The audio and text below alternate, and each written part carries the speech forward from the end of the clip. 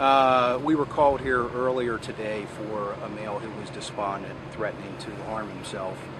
When we arrived on scene, we heard what we believed to be shots fired inside of the home. We secured a perimeter and tried to make the area as safe as possible for the residents. And at that point in time, we made contact with the York County QRT, the Quick Response Team.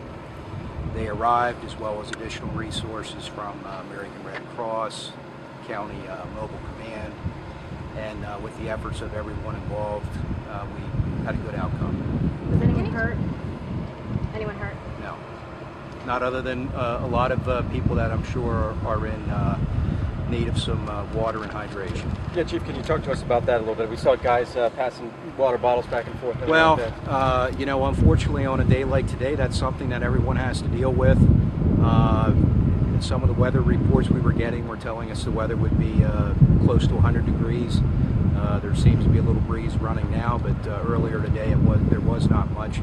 So one of the big concerns is always the care of the officers who are out there trying to do their job. In case anybody doesn't realize, of course, that they're wearing body armor or bulletproof vests. So yeah. Even that, I mean, would you talk a little bit about how tough it is for them to work under these kind of conditions? Obviously, everyone is wearing body armor, which you know, is extra weight. It holds the heat. They're wearing the QRT, are wearing helmets, and carrying a lot of additional equipment. It seemed.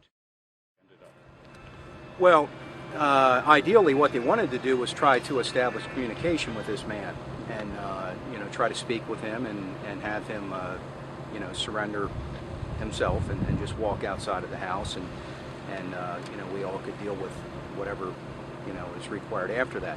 Unfortunately, they were unable to make communication with him via phone.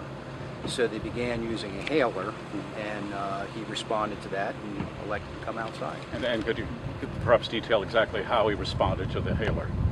He came to the front door, opened the door, and walked outside. Yes. What happens to the man? Is he going to be taken for the man will be arrested. There are warrants that have already been executed for aggravated assault and some other offenses. Were neighbors in that area asked to stay in their homes, or were they evacuated, or what was the situation? We evacuated as many as we could. Now, during the daytime, you have a challenge of not knowing who's at work, who may not be answering their door. So we were lucky in the fact that we were able to contact or determine the status of all the individuals in those three complexes that were